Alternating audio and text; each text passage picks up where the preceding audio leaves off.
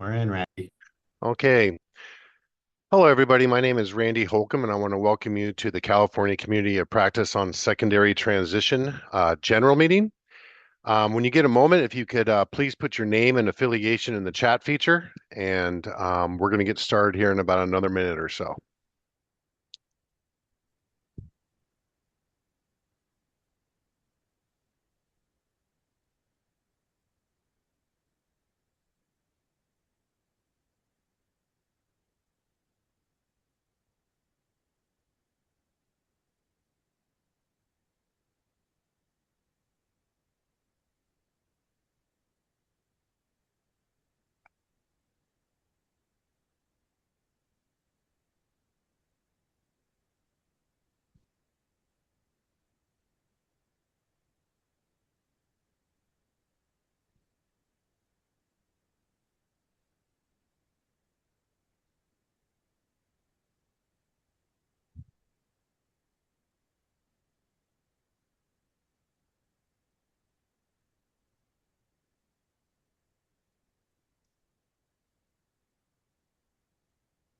Okay, we're going to go and get started with this CACOP General Meeting. And we're going to go and get started now. And so thanks for sharing your name and affiliation in the chat. And it's always great to know who's in the room, and especially in the spirit of learning and collaboration. At this time, my name is Randy Holcomb, and with the California Department of Education Special Education Division in the Programs and Partnerships Unit, and I'm an education programs consultant. And I want to go ahead and have the rest of our facilitators go ahead and introduce themselves. Ray, I'll pass it over to you. Thank you, Randy. Ray Beakey, California Transition Alliance, and I will pass it to Caitlin or Diane. Thank you, Ray. Good afternoon, everyone. I am Caitlin Williams. I'm one of the managers in DOR's Cooperative Program section, co-facilitating today with Diane Shinstock, another manager in our section. Okay, thank you very much. And Caitlin, I believe that you're going to go over the agenda with everybody. Certainly, thank you. Good afternoon again. So our agenda for this afternoon includes a review of our 25-26 calendar. Our presenters today are speaking on pathways to competitive integrated employment for regional center students. Our presenters are Nick Wavrin, who is an education administrator, one for the Programs and Partnerships Unit of the California Department of Education, and then also Wes Robertson, who is an education administrator, one for the Department of Developmental Services. From there, we'll go into some open discussion, which will be a great opportunity to ask both Nick and Wes any questions that might arise from the presentation. We'll then have some time allocated to partner updates, and then we will close sometime before 3 o'clock. So looks like maybe Ray is going to be talking about the next couple of sessions that we have planned. Yes, I am. Thank you, Caitlin. So we are here March 2nd, believe it or not. This year is flying by. And we're here to talk about with Nick and Wes about pathways for CIE for regional center students. Our final meeting of the year will be on May 4th, 2026, same time frame, 1:30 to 3, where the topic of discussion will be connecting the dots, IEP, IPP, and IPE. That's quite the acronyms, a cross-agency conversation on supporting students. And hopefully you will join us for that as well. Okay, thank you, Ray. And so at this time, I'd like to introduce our presenters for today's topic. Ray already kind of alluded to that, and so did Caitlin, but I'll begin with Nick Wavrin, who is an Education Administrator 1 with the California Department of Education, Special Education Division, Programs and Partnerships Unit. And then we have Wes Robertson, who is also an Education Administrator 1 with the California Department of Developmental Services. And I believe at this point, I'm going to stop sharing. I'm going to switch over to the presentation that they have ready.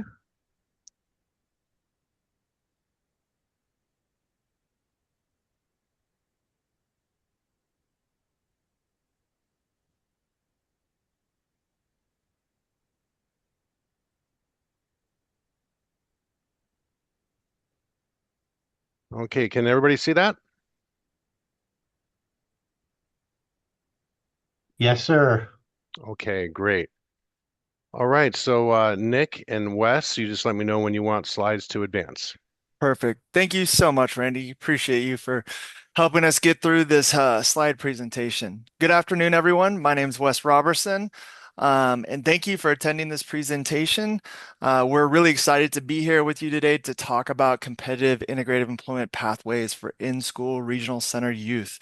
That is a mouthful for a title, but bear with me. We're going to go through a ton of great content and looking forward to having some dialogue with the team here at the end of the presentation, just to kind of go through any questions you guys may have. Um, Also, just want to let you know we do have some breakout sessions as we're navigating through the presentation. So there's a point towards the end when you will be separated out into breakout rooms. And I apologize, I talk with my hands, so you may see my hands pop up in the screen. I'm horrible about it. But once you go into the breakout rooms, we'll have some questions that you can work on together and then come back as a whole group to kind of go through those scenarios and get some feedback and answers from the entire group. Next slide, please. So we've already done the welcome and introductions. The next part is to talk about the purpose of this presentation and the intended audience. Then we're going to provide an overview of competitive integrative employment pathways for in-school regional center students that can be leveraged across agencies to support these students as they navigate through our 3 systems. Then we'll have an exercise, like I was mentioning before, where the audience will have the opportunity to brainstorm best practice scenarios for interagency collaboration in those breakout rooms. And then lastly, we'll have the Q&A piece. And if you guys have any questions that we don't answer during the Q&A piece, I'm going to make sure I put Michael Luna's email address in the chat so you can fire them off all over to him at the end. Just kidding. You can send questions to Nick and I, but mainly Nick. So next slide, please. So we already talked about the presenters, but I also want to give credit where credit is due. When we initially developed this presentation, Lisa Harris, who's a retired annuitant from the Department of Rehabilitation, was key in developing this presentation along with my colleague, Michael Luna. Typically, it's the 4 of us doing this presentation, but today it's just Nick and I. So Nick will play various parts, and I will also play the part of Lisa Harris and Michael Luna today, so bear with me.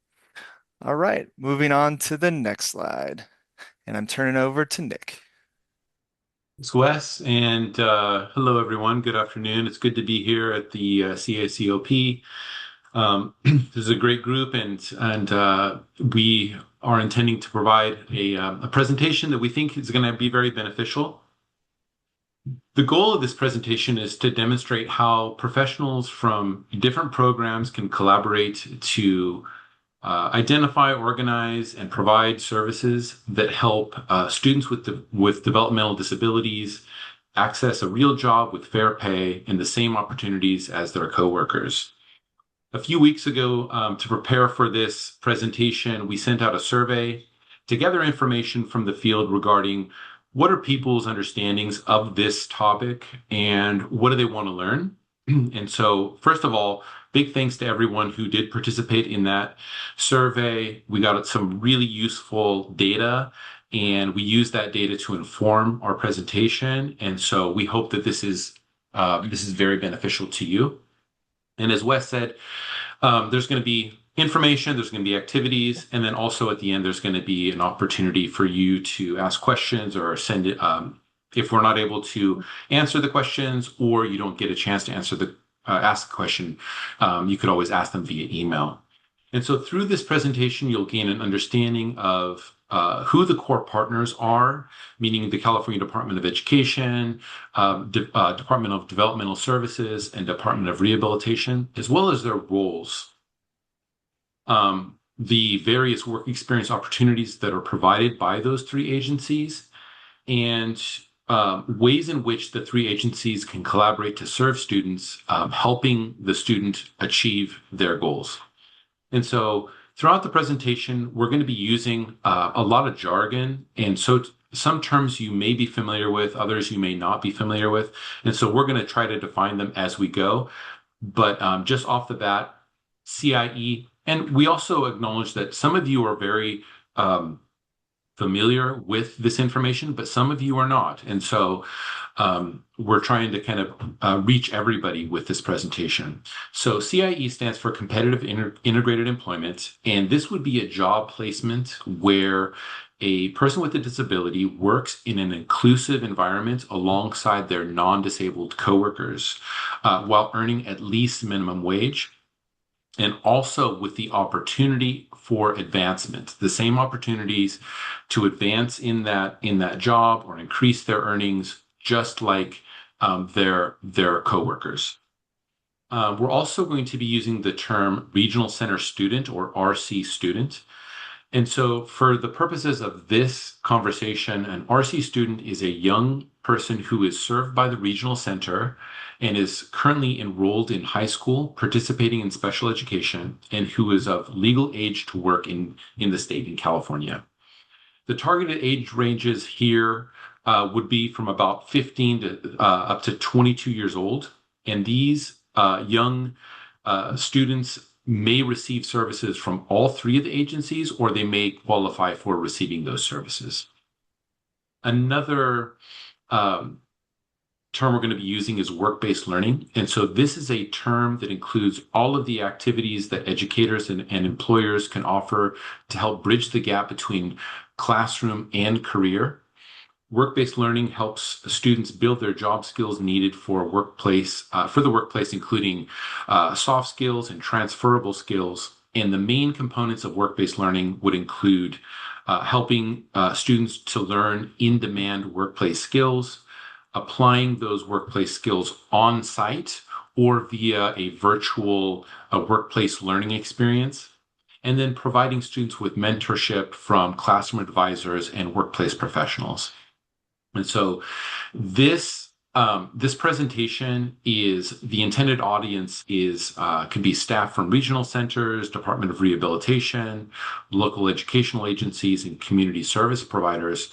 But we also believe that this information is going to be really helpful for students and families as well. And next slide, please. Now, before we jump into the resources for in-school regional center students, let's go over some of the various programs that are offered by each agency. So, which you'll see on the screen, and we will make this presentation available to you afterwards.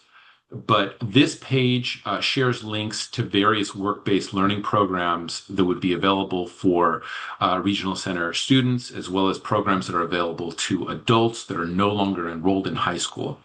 And so let's take a little bit to go over each one of these. So the first would be, if we're going from the left, would be Workability. And Workability is a program that's funded by the California Department of Education that provides comprehensive pre-employment skills, independent learning, and post-secondary education or training. We'll go more into detail in this in the next slide, but for those of you that are not familiar with this, with the Workability program, it's a grant program that empowers students with an IEP to complete their secondary education while building valuable market-ready job skills that set them up for long-term success. Students that are enrolled in the Workability program gain real-world knowledge from navigating the job search to securing employment to thriving in the workplace. Through Workability One, participants also receive dedicated job placement assistance and personalized follow-up support, ensuring a smooth and confident transition from high school to meaningful employment. I will now pass it over to Wes to go over some of the programs offered by the Department of Rehabilitation. Over to you, Wes. Thank you, Nick. So regarding the Transitional Partnership Program, or TPP, it's a program that provides enhanced coordinated vocational services, including DOR student services, which also include employment preparation, job development, and short-term supports to successfully transition students with disabilities into meaningful employment. In a few slides from here, we're going to go into a deeper dive on the TPP programs and total number. So I'm going to kind of move on from here to the Weekend Work program, which is another DOR funded program in partnership with LEAs that provide DOR student services, work-based learning experiences, and the typical age group for those individuals are age 16 through 21 who are in high school. Those students can either be potentially eligible or who are individuals receiving DOR services. Note, DOR student service work experiences consist of short-term placements either on or off campus, and the work experiences may include paid and unpaid internships, paid employment, volunteerism, summer work experience, work exploration, and job shadowing. The next program I want to talk to you about is the College to Career Program, or C2C. This is a program that's in partnership with select community colleges and the Department of Rehabilitation to serve individuals with intellectual and developmental disabilities and individuals with autism. The C2C students may be both DOR or must be both DOR and regional center consumers, and they provide employment preparation and soft skills training in addition to some instruction and independent living skills, as well as in on-campus inclusion activities. The next piece I wanted to talk about was supported employment on the DOR side, and this program provides activities and services including ongoing support services needed to support and maintain an individual with the most significant disabilities, including youth with the most significant disabilities, in an integrated employment setting for the term of that entire employment. Next one I wanted to shift to is a DDS funded program called the Paid Internship Program. This program allows for individuals 18 years or older to receive wages up to 140 hours of intern hours per year per internship. Internships must meet competitive integrative employment standards. The individual must be paid at least minimum wage or equal wages for what the position would typically pay another person in that position. The individual will work alongside individuals without disabilities and have the same opportunity for benefits and career advancement as all staff at that work site. The next program by DDS that I want to talk about is the Coordinated Career Pathways, or what we now refer to as just Pathways for shorthand. This program is to help individuals achieve or advance in competitive integrative employment. For an RC student, they're eligible to participate in this program within 2 years of exiting secondary education. The Pathways program has 2 new services that include a Career Pathway Navigator and a Customized Employment Specialist.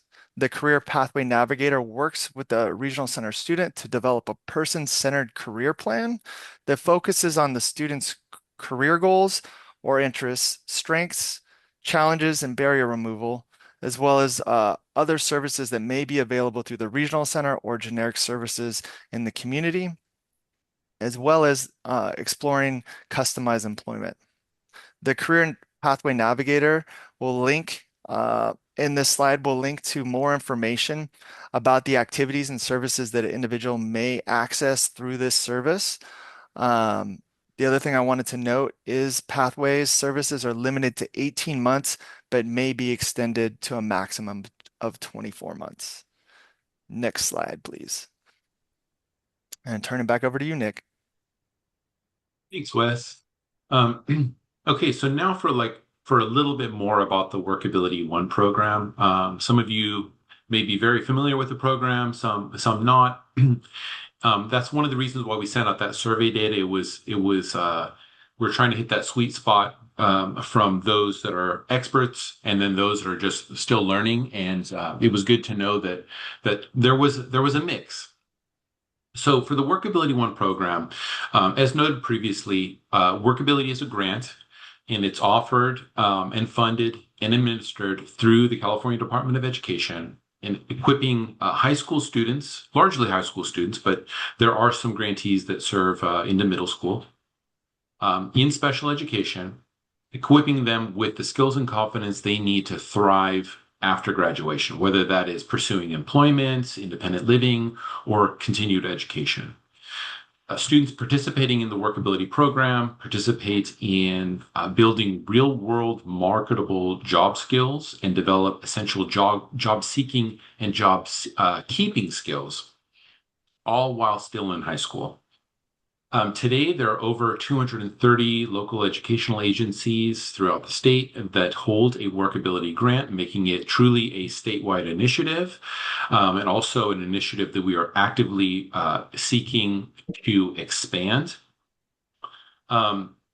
Workability has far-reaching impact. Last year, there was over 102,000 students with disabilities who received services through the Workability One grant, and over 15,000 students that earned paid work experiences within their local communities. And among those students, over 20,000 youth with intellectual and developmental disabilities received services through Workability, and over 5,000 of those securing paid work experience. California's special education population continues to grow year after year. Just in the last decade, from 2014-15 through 24-25, the number of K through 12 students with an IEP has increased by over 160,000, surpassing 800,000 students with an IEP statewide. And so with this growth comes a lot of responsibility, and the CDE is committed to ensuring that every student with an IEP has the support, the opportunities, and the pathways that they need to build a successful future, and workability is just one of those. But we have more to offer you as well. Next slide, please. Another program that I would like to highlight that is important for students with disabilities is Career Technical Education, or CTE. So CTE offers multi-year programs that combine academic instruction with hands-on technical and occupational skills, giving students with disabilities meaningful preparation for both college and career. So while CTE does vary by the local educational agency that the student is enrolled in, California provides a wide range of accessible options. Students can explore nearly 60 career pathways across 15 industry sectors, enabling youth with disabilities to discover interests and strengths in fields such as healthcare, information technology, agriculture, engineering, and more. And participation among students with disabilities is steadily increasing year after year, thanks to a statewide commitment to equity and inclusive access. Long-term trends show strong engagement within CTE. The enrollment of students with disabilities in secondary CTE programs grew by over 70% between 2008 and 2018. In 2023, just a couple years ago, the CDE and statewide partners released the California State Plan for CTE, which prioritizes inclusive program design, proactive outreach, and targeted supports, ensuring that students with disability have access to the programs and are positioned for success in those programs. And also, just 2 weeks ago, the Assembly Bill 1222 was introduced, which aims to provide access to high-quality CTE for students, especially those who face barriers such as students from low-income families or underserved communities, including students with disabilities. And so this is a program that we definitely want to highlight. And I'm going to now turn it back over to Wes for some additional opportunities from the Department of Rehabilitation. Next slide, please. Thank you. So just to break it down by program, so we had talked earlier about TPP, weekend work, and DOR student services. So this slide really lays out in a nice kind of easy digestible format the breakdown of the number of programs and the services they provide by DOR. So with the TPP, there's 104 TPP programs statewide. And those programs are funded through a collaboration of funds between the Department of Rehabilitation and local education agencies. The TPP services may include employment prep, job development, short-term supports, and assisting students. I think someone's not muted. Okay. and assisting students with successful school to work transition. There are now 58 weekend work programs. And again, like the TPP, it's a collaboration between the DOR and local education agencies. And those services may include DOR student services, job counseling, work-based learning, and education training and planning for the future, as well as work habit training and support and self-advocacy training as well. In terms of DOR student services, and I believe this number when Lisa was preparing it was separate from all of the DOR co-op programs, but just DOR student services in general, that there was over 56,000 students in the previous fiscal year who received DOR student services. And that was the whole gambit of the student services they may have received, from job counseling to work-based learning to education training and planning and to work habit training support, as well as self-advocacy. I think someone is still off mute. If we go to the next slide, please. So moving into the other DOR funded programs, College to Career, there are 8 total programs. And again, there are partnerships with community colleges and the DOR, and individual participating in those programs also has to be a regional center consumer. Those programs provide employment preparation and soft skills training, instruction on independent living skills, campus inclusion activities, and the students are expected to be included in these specialized services in addition to regular education and vocational classes provided by that community college. Regarding supported employment, those activities and services may include job placement in an integrated work setting, ongoing job coaching up to 24 months, extended job coaching for life, and that's funded by the regional center. So once the individual has been stabilized on the job, then they would move into regional center funded job coaching for the life of that job. And then support services to assist the individual maintain that job for the term of that employment. Next slide, please. So this slide here really lays out the 2 regional center funded services that I talked about earlier, one being Pathways and the other one being the paid internship program. As I mentioned earlier, with Pathways, students who are within 2 years of exiting high school may access the Coordinated Career Pathways service. And the individual would then be connected with the Career Pathway Navigator, who will help them make a person-centered career plan, and some of the services that they may be working towards through their person-centered career plan would be an education outcome, could be customized employment, could be sort of supported employment outcome after they've completed high school, or a paid internship placement.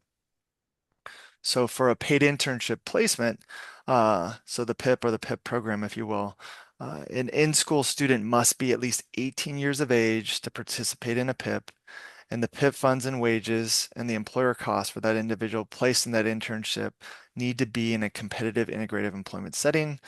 And each PIP is funded for up to 1,040 hours per year per internship. Next slide, please. And with that, I am turning it back over to you, Nick. Thanks, Wes. Let's take a look at how these programs are serving across the state. All the data here is from 24-25.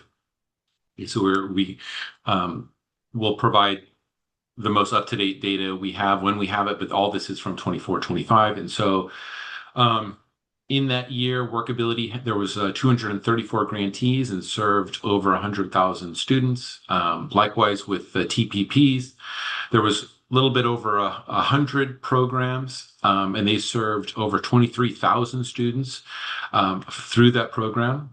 The weekend work, there was 58 programs throughout the state serving over 56,000 students through joint service coordination between LEAs and the DOR. And the DOR student services was over 56,000. That's for students that were 18 through 22. So lots of students are being served by these programs. We want to expand them, but these programs are making a big impact. And back over to you, Wes. And next slide, please. All right. So this is one of my favorite memes. And as someone who's worked for the Department of Rehabilitation, the Department of Education, and now the Department of Developmental Services, oftentimes in my professional life, I can admit to this. I thought a service or support may have been the responsibility of someone else. And I feel like this Spider-Man encompasses kind of this area that we all end up in at some point, thinking that someone else is going to pick up that service or support when in fact it may be myself in that case, depending on where I was at. So the one thing I want to say here is that it can be sometimes just system nuances that have not allowed for the purchase of a specific service of support. And I love my DOR folks, but I'm going to use a DOR example. And this is no knock on DOR. This is just my experience when I was a DOR. So for example, like DOR may be able to provide DOR student services for an RC student without developing an individualized plan for employment, meaning they're not in VR program at that point in time. While other services that the DOR may offer would require that individual to have an individualized plan for employment. So it really depends on the specific service and where that individual is at within their program planning at each agency. One of the things that I just also wanted to mention is we're going into a time here where funds are tight and we can't continue to operate in silos across agencies. This means we got to reach across agency lines and we need to develop relationships, alliances, and support networks for our shared students. We need to build bridges and really look at how can we effectively work together to wrap around and provide those services to our shared students. And that's going to require vulnerability on everyone's part. It's going to require taking the time to understand each agency's eligibility criteria, the scope of what they can provide, and at times in which they can intersect and support that student in their educational trajectory. Interagency coordination can be done in many different ways. Some more formal ways could include a local partnership agreement. It could include doing kind of a consortium of best practices through that local partnership agreement where you bring all agencies together and strategize how you're going to support those youth. But it's very critical that at the local level, that those channels of communication are established between agencies and knowing what each agency's request for information process is. I don't know how many meetings I've been to where I'm sitting in the room and one of the biggest barriers has been there's just no consent for that release of information to have that conversation across agency lines about a shared student, and that can create some challenges at times. The other piece that is something to consider is knowing who your dedicated point of contact is at each agency, so that when communication stalls or there's a new staff coming on board, that you can go to that person and point to them to be able to get things going back and forth between the agencies as well. Relationship building is key. It's hard, but building that rapport is needed to continue to move forward so that we can help our shared students navigate all three of our systems. And with that, I'm going to turn it back over to you, Nick. Thanks, Wes. And next slide, please. And so now we're kind of getting into kind of the meat of the presentation. And you've been listening to us. We want to hear from you. And so we're going to kind of front load the activity first before we whisk everyone away off into breakout rooms. But now we're going to kind of get into a time where we've been hearing some stuff. We're going to go through some case studies. And then after we introduce those case studies, then we'll put you into breakout rooms, etc. And so the next few slides, we are going to present a couple fictional scenarios regarding a high school student, their circumstances, their goals, aspirations, etc. And then we're going to try to figure out how they can be supported to achieve their goals. And so after we introduce the scenario, we'll provide a series of questions. and you will then discuss those questions in breakout rooms in small groups, each having about 5 to 6 people. For each scenario, you're going to have about 5 to 7 minutes to address I think we have about 5 questions about each scenario regarding service coordination for the students. And then once the time is expired, we're going to bring everyone back into the main room, and then we're going to call on groups to share out their responses to the large group. And this is just, there's not necessarily going to be like a right answer or like the ultimate answer, but this is more just trying to work through some hypothetical situations to see, what do you think? What can we do? And learn from each other. And so let's explore scenario one. Next slide, please. So for scenario one, and again, you all are going to be discussing these in your breakout rooms. We're going to be kind of exploring them right now. But so the first one is her name's Sarah Smith. She is a regional center student. She's about 15 and a half years old, a sophomore at Peabody High School, and she's preparing for transition planning within her IEP for life after high school. The school she attends has a Workability One program and a weekend work program. For transportation, she rides an electric bike to school and around her neighborhood, and her city has a good public transportation system. Her interests, she likes helping people, working with her hands, she enjoys social interactions. And for her goals, she wants to graduate from high school, get a job, and live on her own one day. So taking all of that into mind, let's look at some questions. So some questions to consider. What can school staff do to support Sarah in preparation for secondary transition? Who can Sarah be referred to for additional supports in pursuing CIE? How can Sarah's regional center service coordinator help support her in achieving her goals? What resources are available to her? And what can Sarah and her guardians do to support her in achieving her goals? And so I believe that momentarily, Ray Beakey is going to magically whisk folks off into some breakout rooms. You'll have about 5 to 7 minutes to prepare your responses, have a good discussion. And then once that time has elapsed, we will bring you all out into the larger group and we'll talk about it. Does that sound okay, Ray? Yep, we ready? Ready to go? I'm ready. All right, let's do this. All right, thank you.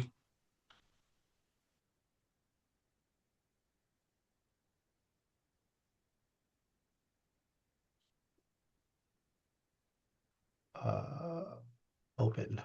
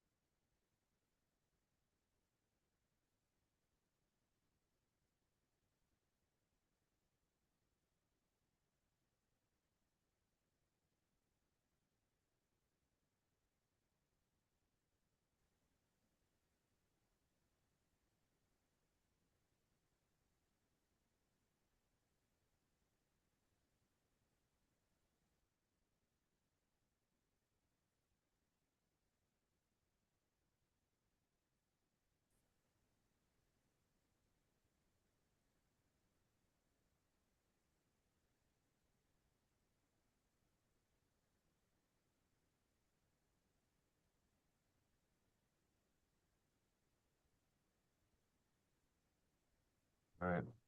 They're closing, Nick. 23 seconds. It's good.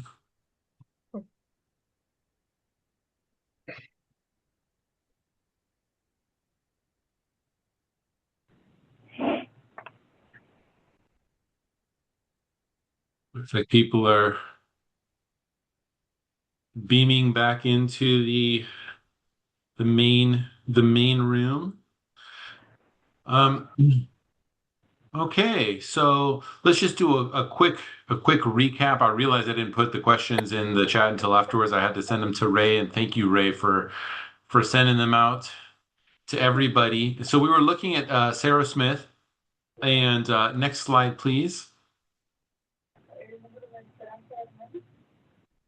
So some of the questions that we explored were, what can school staff do to support Sarah in preparation for secondary transition? Who can Sarah be referred to for additional supports? How can Sarah's regional center service coordinator help her in achieving her goals? What resources are available to her? And finally, what can Sarah and her guardians do to support her in achieving her goals? And so let's hear from folks. I think at this anybody can unmute. Is there anyone that would like to share for a little bit? Maybe give an idea or two, something that you think would either answer the questions or provide some good insights and how you think that she can be served.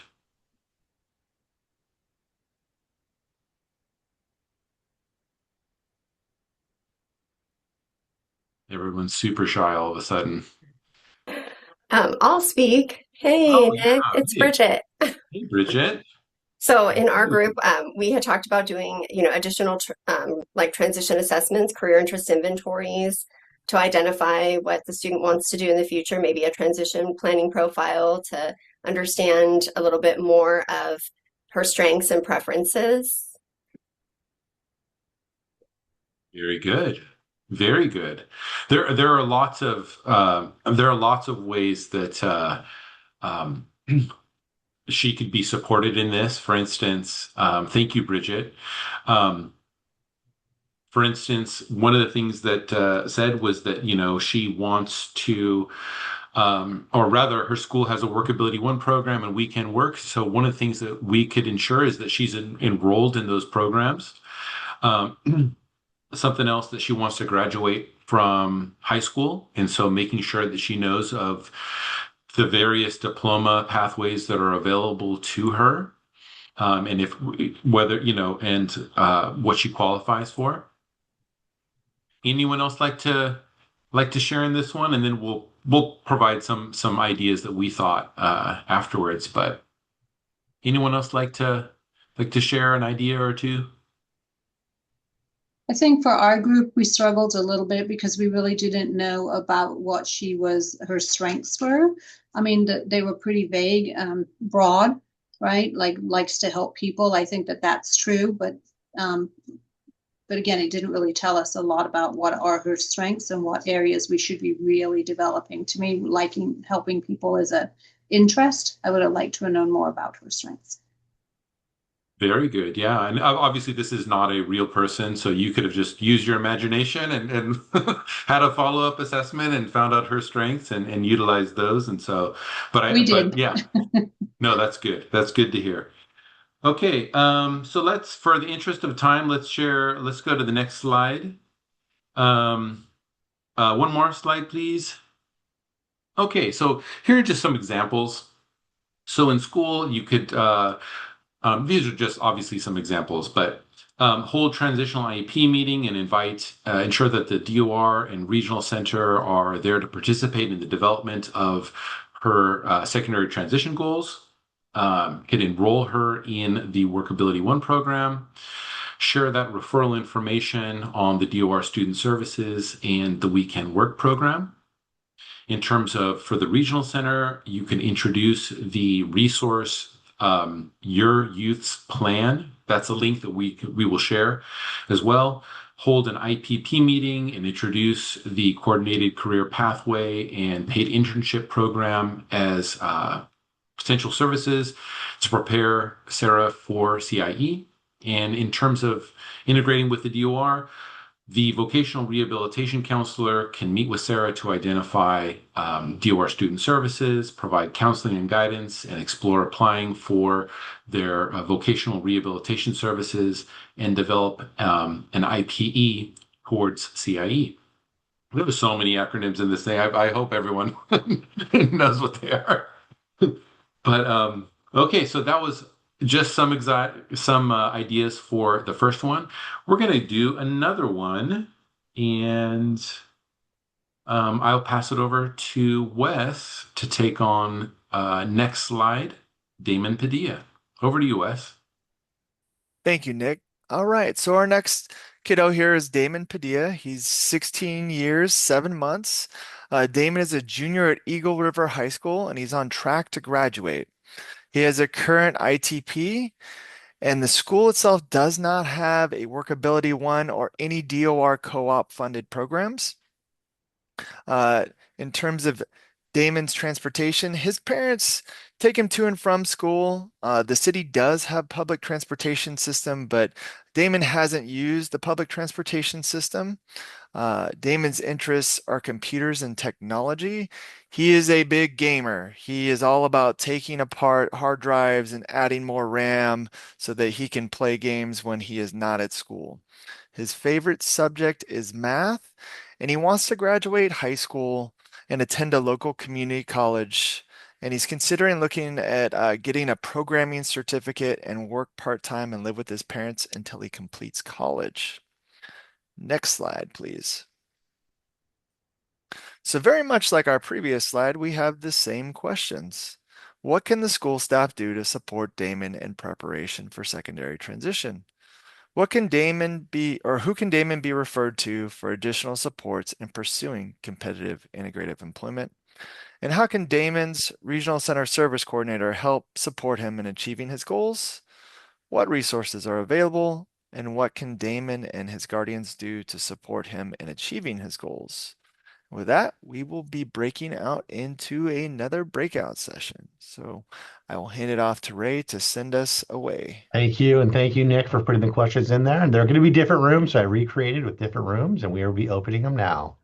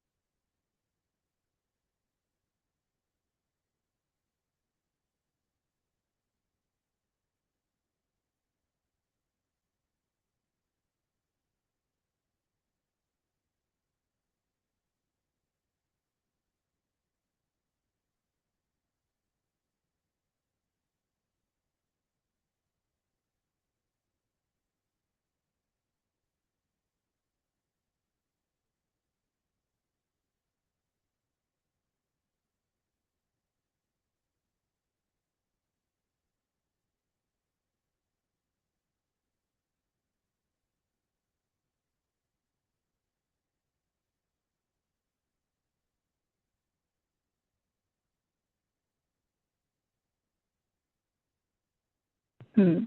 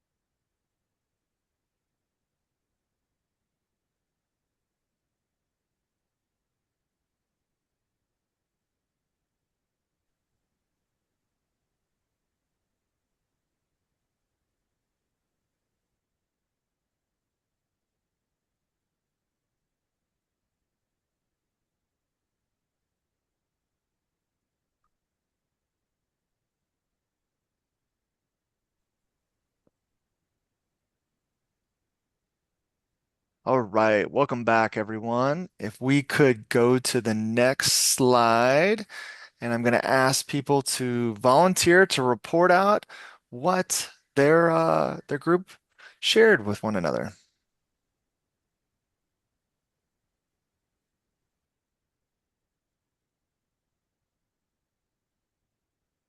Okay, I will step up. Okay, so right now, even if you don't have like a workability on your campus, you can still get a lot of supports with the community colleges are making a lot of progress with coming down to the high school campuses and reaching out and making those connections with getting our high school students connected with the colleges for them to get connected with getting their vocational getting them connected for community colleges. And so that was one way that he can still get the community college. He wants to go to community college and get himself enrolled in that. He can also benefit greatly from an internship or an externship through the CTE classes. He has that available. And then also, just because you don't have a TPP or workability on campus, you can still go directly and get student services. Like it's like what we call a front door. They will still service you. Those services are still available to you. So he still has a lot of opportunities to get those student services so that he can start getting those pre-employment and getting him ready for his CIE.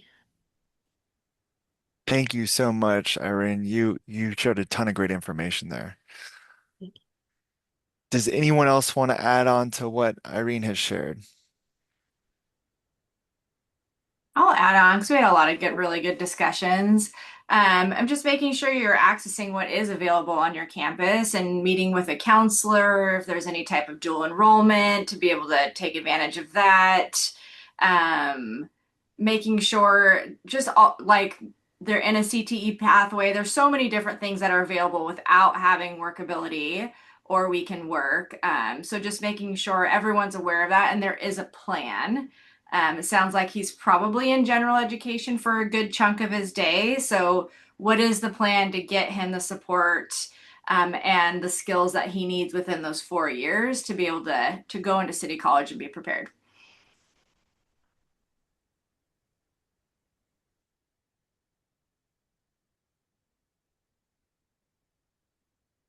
And I muted myself. Thank you, Trisha. Did anyone else want to add to what Trisha just shared? I would like to add for the transportation piece, maybe connecting the student to the community service facilitator or front office. Right here in Orange County, we have the free bus pass for an entire year. And if the student's not comfortable riding on the bus on his or her own, they can be referred to the transportation authority so that they can get one-on-one training on the public bus. Awesome. Thank you. Any I have a other? question on that. Yeah. Sorry, Yeah. I have a question on that.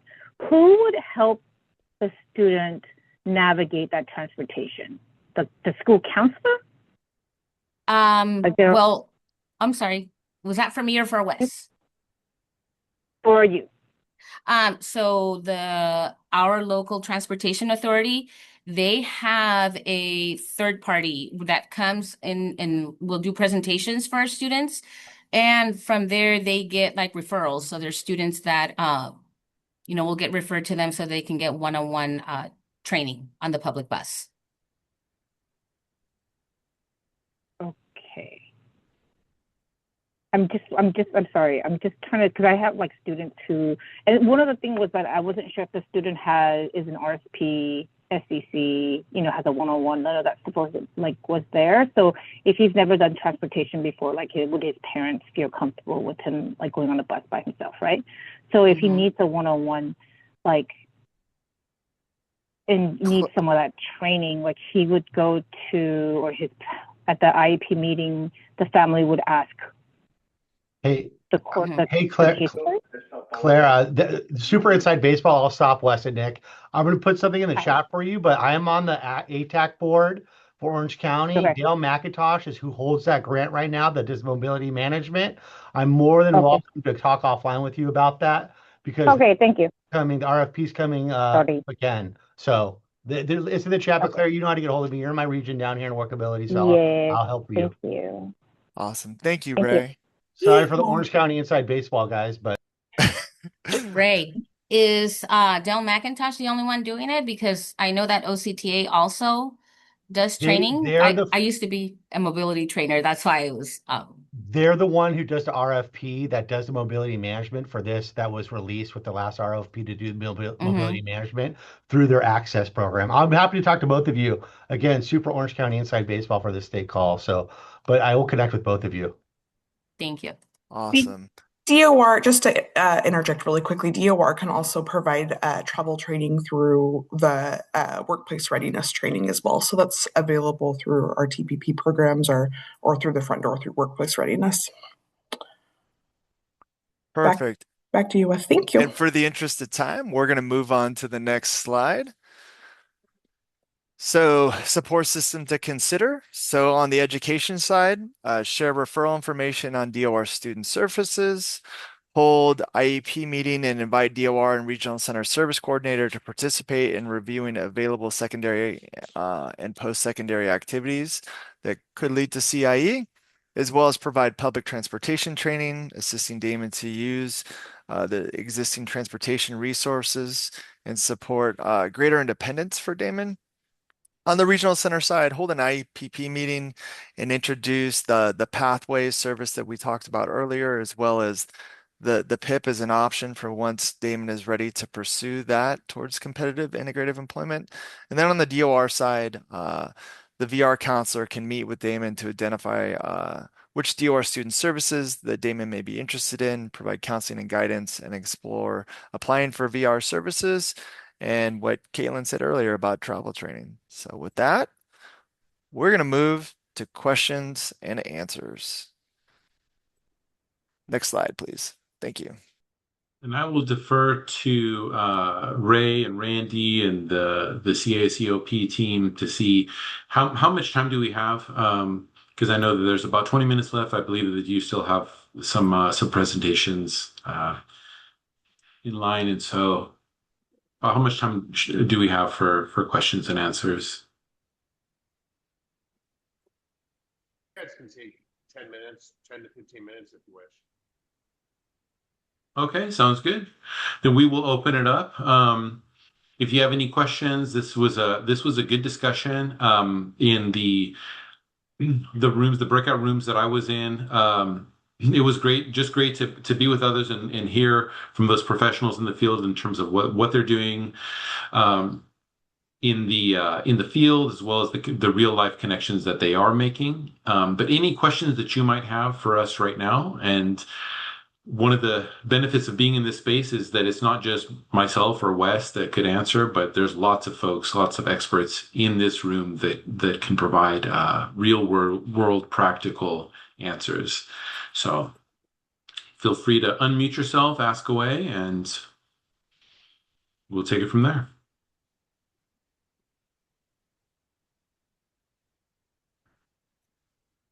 Just going to let that awkward silence just kind of hang there for a little bit.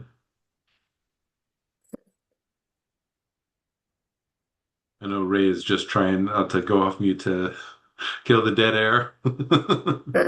You know me too well, Nick. I'll be brave. In our group, I had talked to Wesley about how I know this presentation is focusing on students within school, but a lot of what we are doing with our students is navigating them towards a pathway of support that when they leave school, they're either going their regional center or they're going DOR. And I know that there is some overlap that that occurs, but it's typically because of the LEA utilizing those resources that the different programs are offering, not necessarily those programs working together. So, and I know Wesley was in the middle of talking about that with me, but I thought I'd also put that out to the group at large.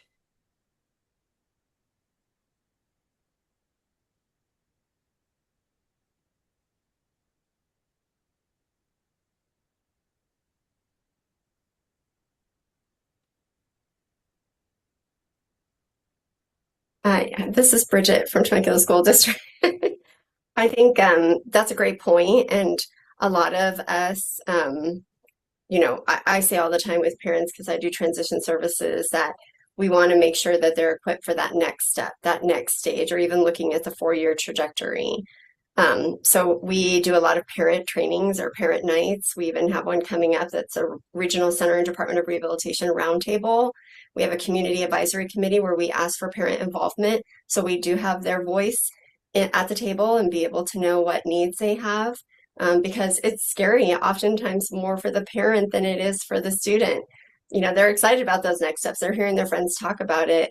But they need to be equipped and informed as well because they're the ones helping their students. And I got logged off, so I didn't get to hear some of the wonderful answers. I know Trisha was speaking for our team, but making sure that they understand FAFSA and are connected to financial aid, knowing that they, or that they know about California ID, just a lot of those things that they're going to need. We have a checklist that we give to our students that includes kind of those pieces for when they graduate. It's a checklist of like maybe a reference letter that I want to get from a couple of teachers, having my birth certificate, my social security card. We have a congratulations senior packet that we kind of give them that covers all of those things and the difference between high school and college or career. So I guess those are some of the things. Hopefully that's helpful, Heather.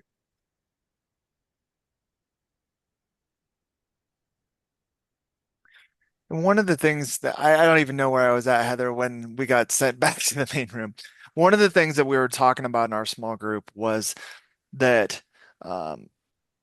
regional center in recent years, there are certain services in which when the individual is still enrolled in high school, depending on their age or where they're at academically, that student may receive services from the regional center. So what we were talking about earlier in the presentation was pathways, that coordinated career pathways service that an individual could access within 2 years of exiting high school. So depending on that student's age, they may not be 18 when they qualify for that service.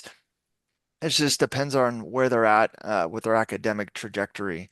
And then, of course, if CIE is one of the individual's main goals, if they're still enrolled in school and 18 years or older, they can access the paid internship program through their regional center. And that requires them to reach out to their service coordinator and hold an IEP meeting and really talk about what that all involves to get that piece going. So I just want to put that plug out there that even though they're still in school, these services are available, just needs to go through the IPP planning process to access those services.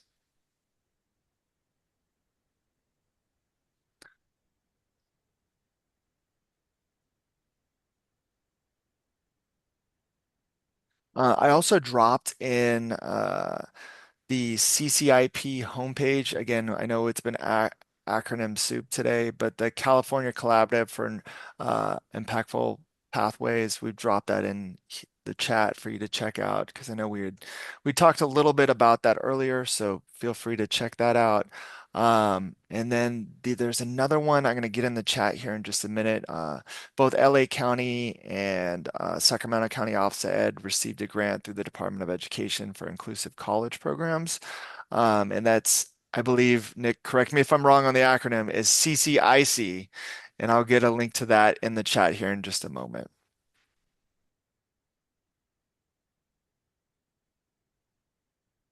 It is correct, and I'm going to put the chat for the I'm going to put the link into the chat for the DDS resource, Your Youth's Plan.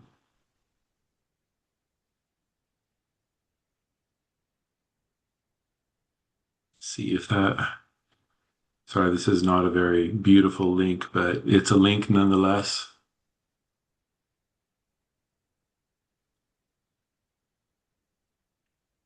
Were there any other, Wes, were there any other links that are in this presentation that we should make available? I know that we're going to be sending this out.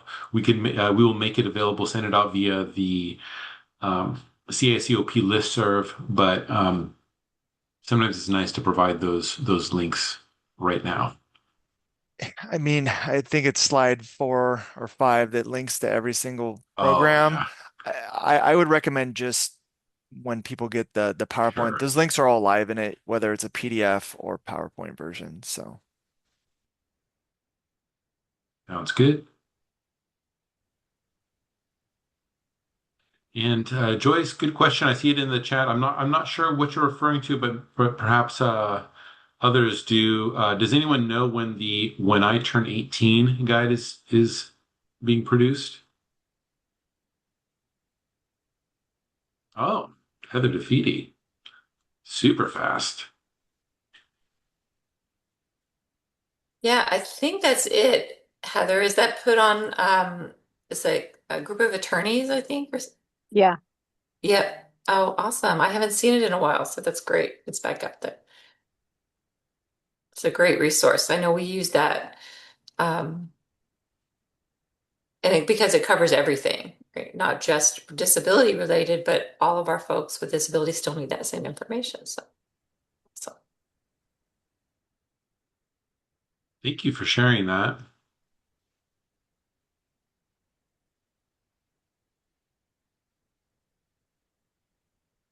Okay, well, if there's no other questions and answers, I'm sure there are, but sometimes folks get a little shy.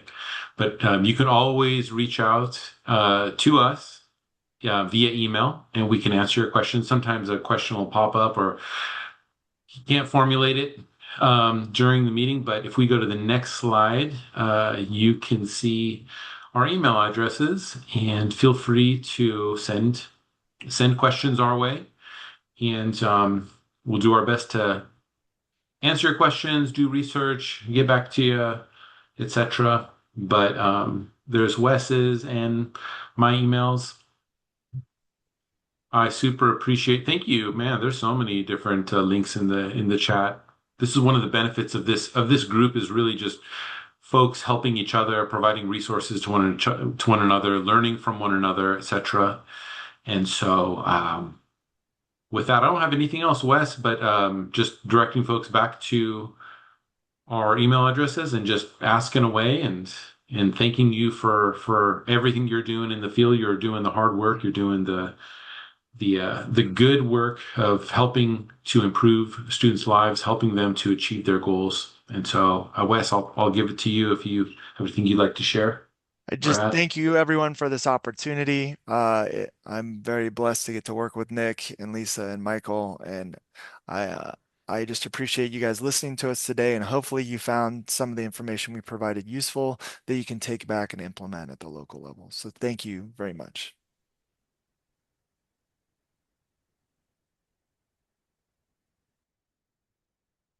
Okay, thank you so much, Nick and Wes. We really appreciate all the information that you shared, and we had some very good conversations around it as well. At this time, we're moving into our portion near the end of the meeting now of partner updates. So we're going to start with the California Transition Alliance updates, and Ray, take it from here. Thank you, Randy. I think You can move to the next slide. I think one thing that's important to know for this group is we talked a little bit about workability, and I know there are some workability folks out there. Is at the Alliance here, we're doing some rebranding and reformation. We're renorming and storming the statewide. We've redone one back, Randy. One of the areas that we have there is we reformatted instead of 11-ish regions. We are following the workability one regional model, and you can see the map there up on the right there. Through 5 regions. We are continuing fresh off that bridges, although that was so many moons ago, it seems months ago when we started the year in September, October together in Sacramento, that we are looking to reshape with that regional model following the workability model. And we are still looking for region leads and alternate leads to be part of this team. The other thing that the QR code is there, or the link will be embedded within the PowerPoint that we'll be sending out to the listserv, as we're looking for more members, right? Looking members that are going to help support that Transition Alliance, looking for really what we talked about today is how do we connect resources? How do we train our new staff, our existing staff, and educate those families? And we are excited to note that we are redoing the transition basics, right? I know 2 of our folks on here, Janet Barakat and Bridget Denton, are helping secure that. And so we're looking for voices in that as well. We are looking for a train the trainer with the revised basics, as I just touched on, and providing your region with boots on the ground.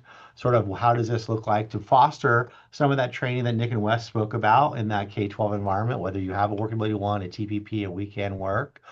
So please check us out. Check out our page, apply to be a member. We'd really love to drive our membership numbers up. It's $50 a year. You can do a recurring payment now every year. And we are looking to provide more opportunities to train more folks, as transition is such an important piece. I don't need to speak to that here. And so I know we're short on time. We have other partner updates. So please follow those links, come join us. And we want to support you guys as we sort of still do that hard work of getting students that opportunity to be independent within their own communities. All right. Well, thanks, Ray. And I'm going to go into some, this is Randy with the California Department of Education. I'm going to go into some CDE updates. And the first one is November 29th, 2025 was the 50-year anniversary of the Individuals with Disabilities Act, otherwise known as IDEA. And IDEA mandates that eligible children with disabilities receive specialized educational services and support to thrive in academic environments alongside their peers. The law covers children from birth through age 21 and includes provisions for early intervention services for infants and toddlers. Last week on February 18th, the Special Education Division celebrated this milestone for disability rights and education with special education leaders and families in the California Department of Education boardroom. And this celebration featured speakers and informational tables with resources showcasing the lasting impact of IDEA in California. So happy birthday, IDEA. The next update that we have is the CDE is excited to present to you the Constituent Support Office, and the Constituent Support Office dedicates itself to enhancing communications and support for families throughout California. The Constituent Support Office will provide immediate support to families while assessing the escalation process. And you can contact the Constituent Support Office via phone, email, or you can use the QR code that is on this slide now.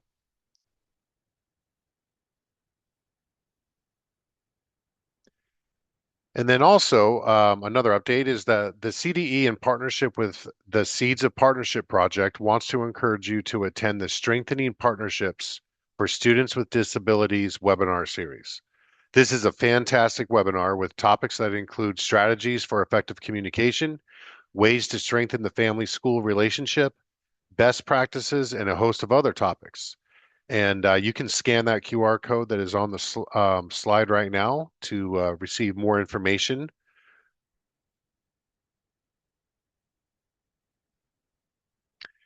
And finally, the next update from the CDE centers around the Family Empowerment Centers on Disability.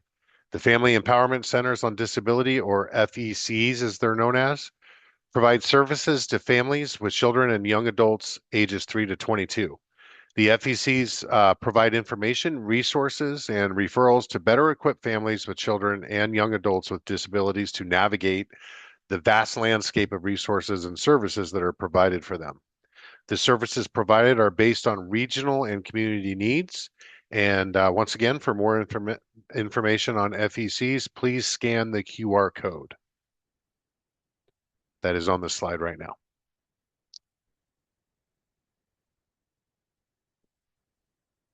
Okay, so that concludes our meeting. Our next meeting is going to be on May 4th.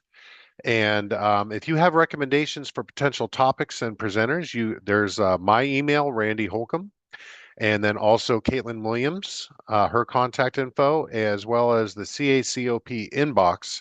So you can email any three of those emails or all three at once. And if you've got ideas for topics and or presenters, we'd much appreciate it. And once again, thank you for joining us on this very beneficial informational session. And we wish you that you have a wonderful week and keep showing up for our kids because they need you. Thank you again.